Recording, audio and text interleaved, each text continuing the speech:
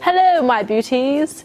So your liver is arguably one of the most important organs in your body. It has over 400 functions, but pretty much it's most well known for being a filtration station that it kind of processes everything that comes in your body. It uses up all the good stuff and it sort of gets rid of all the bad stuff. In other words, it will absorb all the nutrients and use that as energy, and it will actually eliminate all the toxins and purify the blood.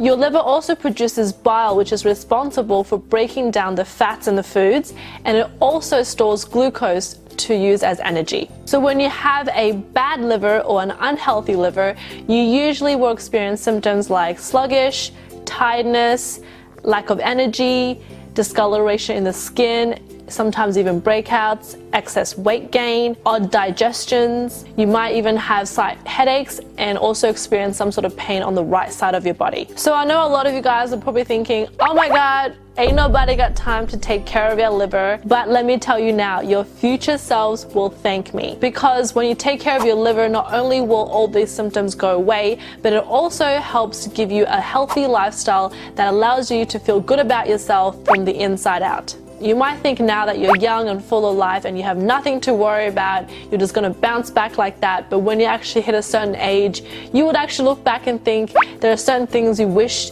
that you hadn't done or wish you had done but you did do, or things like that. You kind of hope that you could have taken better care of yourself to prevent certain problems in the future.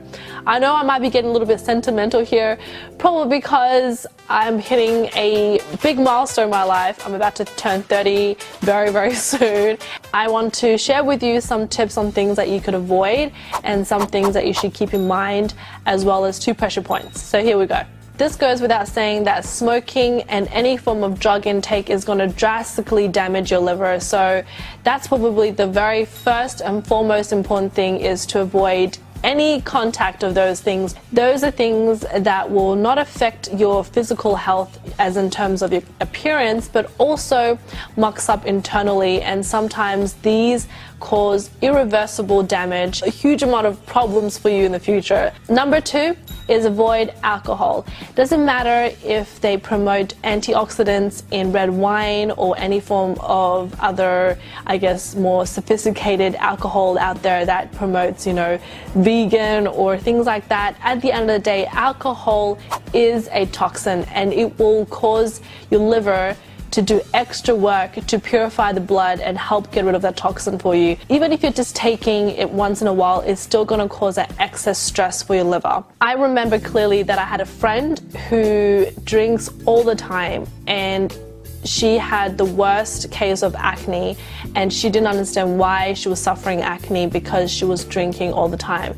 As soon as she stopped drinking, her skin cleared up, almost like immediately, and that's what's one of the most contributing factors that you don't realize, that wow, I didn't realize alcohol causes acne.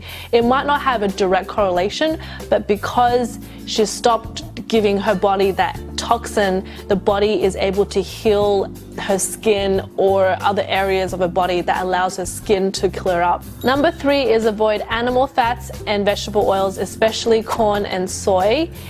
Basically, those things will clog up your arteries and causes inflammation. And a lot of the times that your liver have to work overtime, and it sometimes doesn't break down the fat well enough, and therefore causes your liver to, I guess, go overboard and go over exhaustion. So that is definitely something you should keep in mind. Lastly is to be mindful of the supplement intake. A lot of the times there are some herbal supplement that actually is a foreign substance in your body where your liver thinks that it needs to break it down or eliminate it. So therefore your liver is going to kind of try and get rid of those toxins or those chemicals. Basically, any type of foreign chemicals to your body is going to be somewhat a damage to your liver. So especially when you're cleaning, be mindful to wear gloves so that you're not in direct contact with any chemicals to your body, as well as try to limit your hair dyeing, hair bleaching, or self-tanning, things like that, because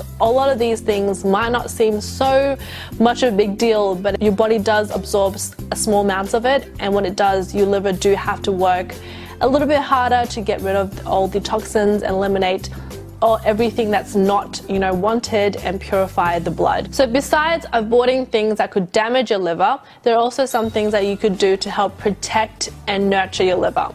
So number one is eating organically. So I know that is a little bit difficult for everyone to eat organic all the time, and obviously it does get quite expensive, but when you can, and if you can, try to go organic. Just opt for leafy green vegetables, especially Brussels sprouts, broccoli, cabbage. All of those things contain a component that helps to protect the liver, but also at the same time fuel the liver to eliminate toxins and excess hormones. When you actually have organic produce, you're avoiding pesticides and things like that, which are foreign chemicals to the body. At the same time, they also do have higher value in nutrition. So there's a ton of vitamin A, vitamin C, and sulfur, which all are great for the body and the liver to function at its peak. The next most important thing is probably one of the most obvious thing is to drink a lot of water. So water will not only flush out the toxins, but it actually contains natural minerals. So what you would do is add a bit of lemon to your water, and that actually increases the alkaline level, which also helps to eliminate the toxins in the liver and helps it better to do its job. Last but not least is something that I've stressed so many times: sleep early. So according to the Chinese meridian clock, approximately from 1 a.m. to 3 a.m. is when your liver is at the highest or the peak activity time. So in order to allow your liver to do its, detoxification or rejuvenation during those times, you allow your body to rest. And when your body is resting, it has enough energy to do what it's supposed to do. As you probably know by now, one of the pressure points is actually on your feet. So the first one, how you locate it, is actually the point between your big toe and the second toe, and it's the little gap in between. The most hollowest part is where the pressure point is. You don't have to use a ton of force, and usually if it's actually painful to push down, that's exactly indication of your liver health. Just press down and massage for 3 to 5 minutes. You feel some slight soreness, but that is just the way to help detox the liver. So you can use your finger or your thumb. The second pressure point is, according to Chinese traditional medicine, this is the lowest point in your body. It's almost like a drain hole where all the toxins come out of your body. It is located pretty much on the opposite side of the first pressure point, on the back of your feet.